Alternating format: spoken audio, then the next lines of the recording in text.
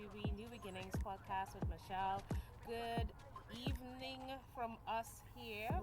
We are looking into, or actually in the course of the sunset, and it's beautiful. I am here with Miss Lori this evening, and we are here to share a little joy with you. If you are coming to the Resilient Well-Being Queens Summit, you are in for a treat.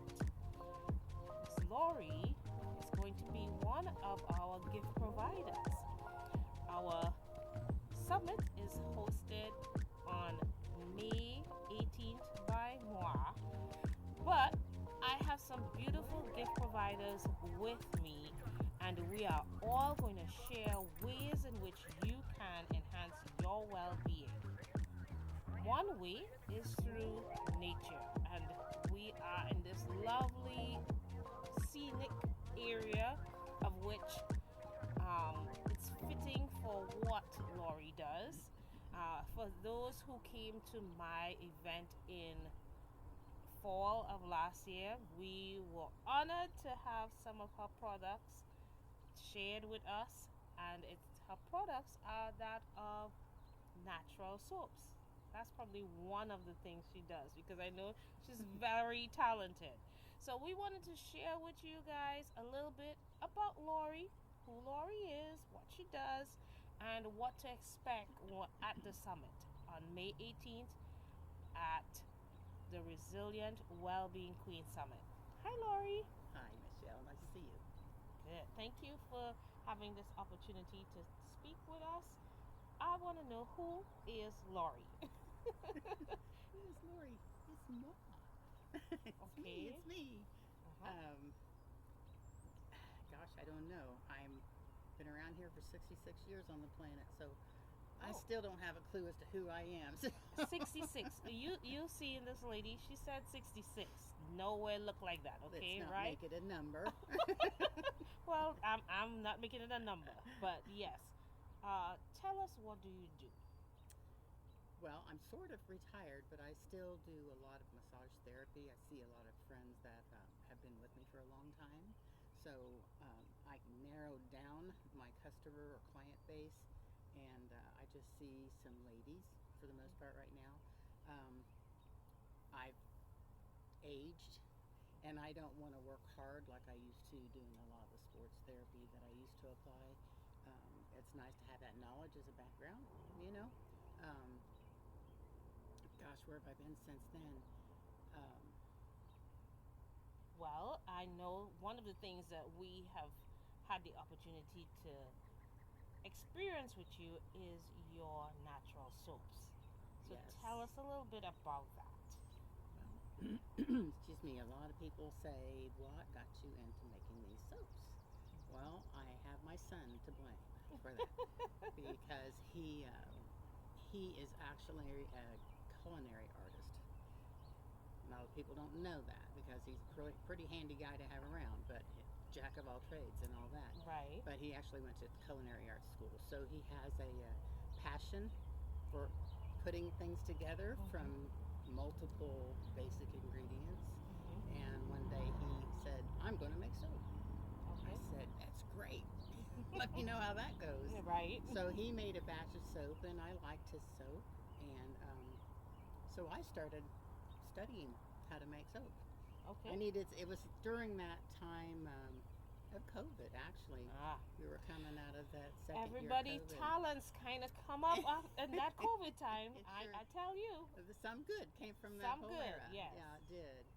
So I did a lot of homework. I did a lot of reading. I did a lot of YouTube and podcasts, watching those things all about soap, because I hate to fail at something.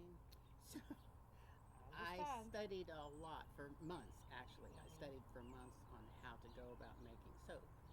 And so I got brave enough to where I thought, I'm going to spring for this. And so I put together my first batch of soap. And of course, the first person that I wanted to show my soap to was my son. And he's like, gosh, Mom, you blew it out of the water, you know. Good, I could never make soap like this. So Right. he was very encouraging. Good. And So was my husband because I made some soap. I like woody scents myself. Mhm. So because you've got woody, herbal, Mhm. floral, and fruity different Yes. scents. Mhm. And I personally like the spicy herbal stuff and the woodsy stuff. So Yes. what I initially made had a lot to do with the men. Okay. So Well, your husband, your son, yeah, right? and they are definitely my two biggest fans. Right. Yeah, I Good. can't keep Good. soap in the house because they love the soap. Good. Good. Doesn't dry their skin. Yes. They smell good. Right. Right. Yes. I took the pine tree, Pine tar. pine tar. I gave him one to use, and I think it's really a natural kind of like, I would call it rustic. Yeah, it's Kind of like definitely a grounding yes, masculine smell. yes. I It's like like it. being I out like in it. the woods and smelling The pine lonely. trees or Yeah, yep. I'm not too much of the flory girl either, so I like the natural kind of earthy scents as well. And one of those that I really love was the cucumber oatmeal, and that I think it had honey. That one was really good. So uh, but that's not real fruity though. no, it's not. No, That's I'm not a that's fruity girl, it's so I'm got good. the cucumber comes Yes, the out and cucumber comes out. it's a very fresh. I like that. It's a very fresh scent, and I actually used fresh cucumbers in that when Nice. I make that soap. Nice. It's a summertime scent, so I it's coming like around. it. They're Yeah, coming well, around. I'm a summertime girl, okay? I prefer warm and that kind of temperature. We're finally getting into real spring here. Um, all the bugs are coming up. All the bees are buzzing. Yes, but it's to me it's better than being cold all the time. So, Lori, at the summit, what are you planning to do? You're going to share with us some soaps, yes? Oh, of course. Good. Yeah. We are going to have some packages made. Yes. Yeah, good. So we are going to have the opportunity to see the various types of scents, and she has some really beautiful. What would we? I would call it artsy type of soap. So it's not just a bar soap. Some of them I saw were like trees or like roses. Yep. Yeah. Yeah. Yeah. It's challenging, but yeah. Anybody who's a soap artist is. I don't consider myself a soap artist, but I try to make them Well, you're doing good. visually appealing anyway. Yes. But I've tried with some different molds, and that rose, whew, man, that's got to be one of the toughest kind of soaps to make. For various reasons, it takes a lot of ingredients to make it, and Got then it. I like to use essential oils in my Yes. soap rather than. I have some natural fragrances, Okay. Right. but my favorite is the essential oils. Essential oils. Yes. But they don't always behave well Right. because there's a heat. Right. The There's a change. heating element that comes along, Right. Right. and it does it morphs all up. And some of them just don't like to play well with the fats and oils, Okay. and they want to turn into a rock in the bowl. It's right. called, excuse me, it's called acceleration. Right. And as right. soon as I put that oil in there, that for the scent, and of course, essential oils also have healing properties as Right. well. Yes, Therapeutic yes. reasons why we want to use those. And yeah, some of them just, particularly Just the doesn't rose. work. Put the rose in there, it smells wonderful, and I start to blend in the oil, and the whole thing turns into a hard Play-Doh.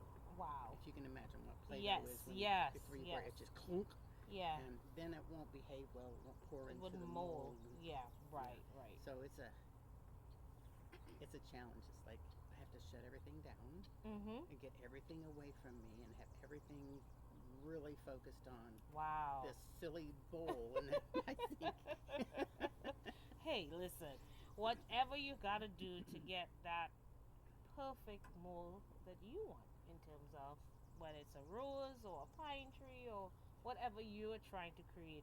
That's the one thing about natural and having a passion to do something. It allows for you to create what you want, and that's good.